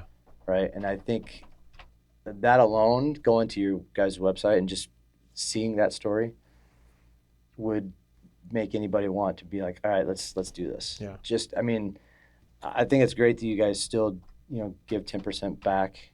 Now you also do something where it's 1 day a year. What's the special one? So that's cool. That's cool. We give 10% of profits to charity. Yep. But what I've learned after almost 7 years in this business is if you're not profitable, you're not donating anything. Yeah. So we found ourselves in that situation after the first couple of years where we were growing, but every penny that we had was going right back into investing in the company. So that was really tough. Yeah. So we weren't donating very much money. So we came up with a sale early on in 2019. I said, hey, on Veterans Day, this holiday where we celebrate Americans' veteran community, it's a celebration day. So it's not as solemn a day like Memorial Day is. I said, let's take that day and let's give 100% of proceeds to the Glenn Doherty Memorial Foundation. I love that. I'm like, just everything we do, like back out cost of product or shipping or like whatever those factors are, everything else goes to Glenn's foundation. And I remember the first year we did like $5,000 and I was like, oh, wow. And then it was $10,000. And then it was $15,000. And this last year, I wrote a check for $26,000. That's awesome. And people really rally. And I write the check and we record it and like throw it up on Instagram and send it off to Glenn's foundation. And now I'm like, well, that's the new benchmark. I got to do 30 this year. Yeah. Let's go. And the customers who come to our website, they agreed with that message like, hey, today's Veterans Day. Today, we're going to give 100% of proceeds to the Glenn's Foundation. And the neat thing about this year is that we've been really working hard to make the company profitable. And that means like really watching our expenses, watching the things that we do, dialing up the integrity of the ingredients, being smart about the choices that we make. And when we're being smart about those choices, be ready to write a check at the end of the year. Yeah. But yeah, Veterans Day is my favorite because it's a guarantee so that if I screw things up and make another coconut water product, we have that to fall back on and still donate to charity. As a coach, one of the things I notice a lot of my athletes is like dehydration and some of the signs. Can you educate us a little bit on what are the first signs that you would notice in somebody who is lacking electrolytes? Oh yeah, fatigue, dizziness, like you get cramping, like you're just a little bit off. All of those signs point to dehydration. If you're cramping in a workout, if you're a little bit lightheaded, a little bit loopy, you're not quite as coordinated, something's off. If you're dizzy, something's off. I will never forget going on a bike ride and I was like just drinking water and it was like a 25-mile ride. Jeez. And I'm on the last hill going home and in that time and that distance with the guys I was with, it wasn't that big of a deal, and I was crushing them. I was like, "Oh, I got them!" And like you're thinking, were they younger or older? Rights. Well, Glenn was one of them. Oh God! And we're going up the last hill, and the last hill it's on Manchester Ave in Encinitas, and like we're going up, and as soon as you crest the hill, we're going down to our house. And And I am like ahead, and all of a sudden, what the hell is happening to my body? Brick wall. And I got dizzy. I hit this brick wall. I had the classic bonk. And I had no idea what was going on. I truly was confused, like dizzy. And I just slowed down. And Glenn just blew right past me. My buddy Lasso, who's a great cyclist, blew right past me. And I finished the ride slow, sloppy. I didn't cramp, which was interesting. It was in my head. I got lightheaded. I got dizzy. I was fatigued. I was exhausted. And we get back to the house, and I'm like slamming water. And I had the little water bottle, but it was water. It didn't do the job. I lacked any essential electrolytes. And Glenn was laughing at me. He was like, oh yeah, you were doing real good till you weren't. But that's dehydration in a nutshell. Like if you are doing anything athletic, not even athletic, you could be flying across the country. You are going to lose ounces and ounces of water and electrolytes for every hour of flight going across country. Wow. If you are running your neighborhood 5K, you are sweating. In each hour of activity, you're going to lose 500 to 2,000 milligrams of electrolytes on average. So think about it. All you got to do is live in the South in the summertime and walk outside. You're sweating, you're perspiring, you're losing more than just water. You're losing essential electrolytes. You're losing that sodium. It's all going out. You need to be able to replenish to get it back in. And again, failure's the best teacher. I learned that lesson the hard way. Like I bonked, my friends clowned me. And I was the guy in the back end being like, yeah, okay, whatever. I beat you 90% of the race. Until you did it. Until you did it. Yeah. And I mean, listen, tell me you don't see that with your athletes. Well, I do. And it's like you see the warning signs. They talk about us, what's the alarming states of things, right? And so a lot of people, when they're in the fight, you're on the bike, you're not thinking about it. You're just thinking about pushing. Yep. You're not, I was going to ask you, like, if you had to rewind that tape where you were doing the bike ride, what was the first thing that you noticed? Nothing at all. No. The wall. The wall. I hit a wall. Yeah, the wall. And now I know, this was a nutrition issue. This was an electrolyte issue. Like, I didn't fuel my body for success. And by the way, it was a 25-mile bike ride. It wasn't like we were in the Tour de France here. Yeah. We were doing a neighborhood ride. Yeah. And I set myself up for failure. I was out for less than 2 hours on the bike, around 2 hours, and I got crushed. And I got crushed, and I never heard the end of it. Lhasa will still remind me of that ride. And I'm like, I'm going to make an electrolyte to fix this problem. It's the crazy thing is when you got somebody who's coming from couch to 5K, right, or couch to road race. You deal with that all the time. I don't think electrolyte intake is as talked about as it should be. Like, you start reading into it and everything else, and people are like, "Oh, you need to take a banana, eat a banana if you're at an aid station, whatever it is." There's just not enough information to the brand new 5K, 10K runner, whatever, to get out there and say, "Listen, you have to make sure that you're taking in your electrolytes just as much as you're taking in your proteins and your carbohydrates and your fats during." During an event, right? And we see that all the time with our races. Is somebody will be coming up, it's super hot here in San Diego, sweating like crazy, and they just, I've just had water at the aid station. I didn't take any electrolytes because they just don't know. I think that's the thing is, there's just not enough information pushed out to brand new athletes or athletes getting into sports like that. Yeah, and think about it like. For that audience of doing a 5K race, like when you look at your registrations, kind of like 5,000 runners doing their first 5K. And how many of them know what to fuel with before a race? I mean, ChatGPT in that? Probably not. And you get a muscle cramp and you're done. Yeah. And it's so preventable and it's so simple. Hey, just the right amount of salt, potassium, a little bit of carbs to drive it into the bloodstream, and you're fine.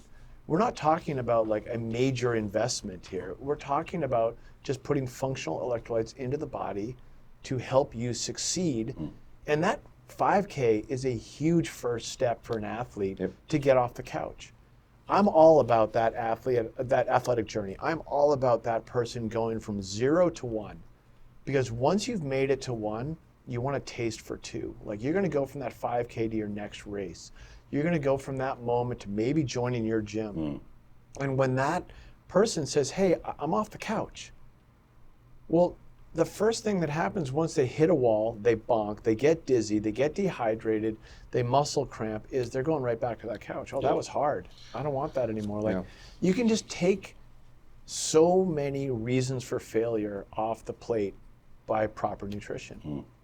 Yeah, we talk about that a lot. When we go couch to course, we call it that because a lot of what we do.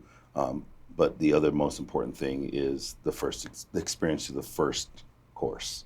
If it's a shitty experience, I've seen it so many times. People will walk away from fitness, and fitness is a drug. If you have a horrible experience in your first hit of that drug, you're never going to go try it again. Yeah. And so I love that about Bubs, that you're going to be able to support somebody's first experience in the fitness arena and make it positive so that they keep on coming back. Well, I mean, Jeff, you guys both have a ton of exposure to this.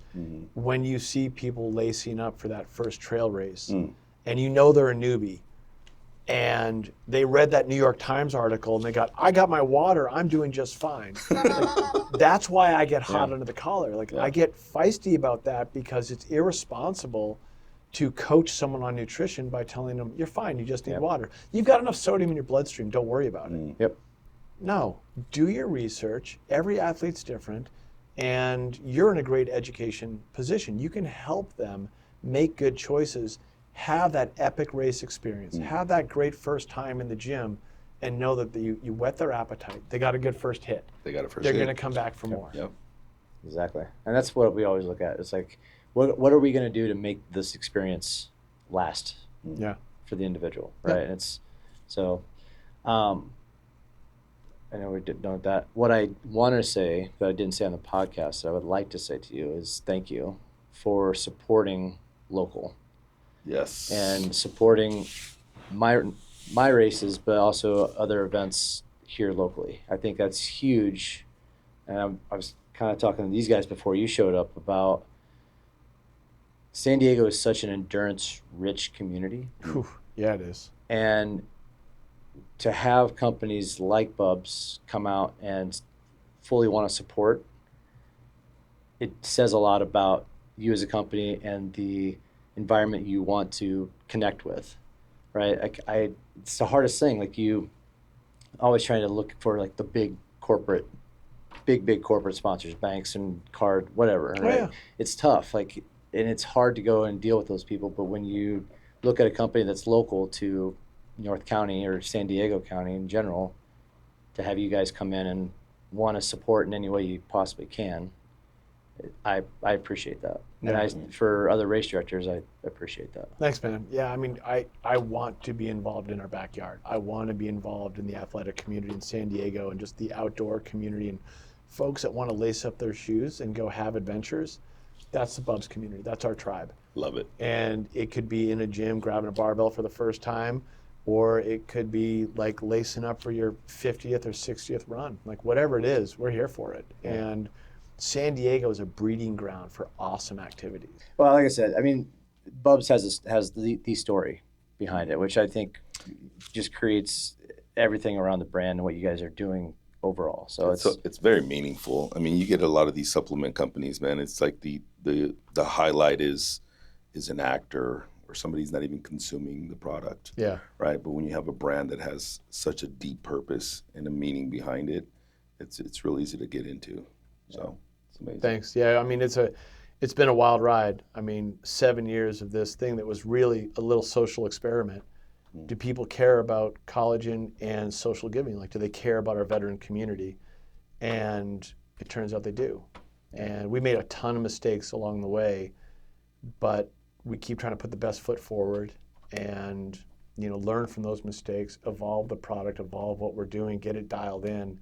And man, I couldn't be happier about the direction we're going in now. So it's been a very fun ride for sure. Right. So I mean, it's, as a friend looking from the outside in, and it's been really cool to see the growth of Bubs and where where it started and to where it's at now. So so I commend you for everything, Sean. It's been awesome, man. Thanks, Jeff. I appreciate that because you've watched us through some pretty stressful years. Yeah, exactly.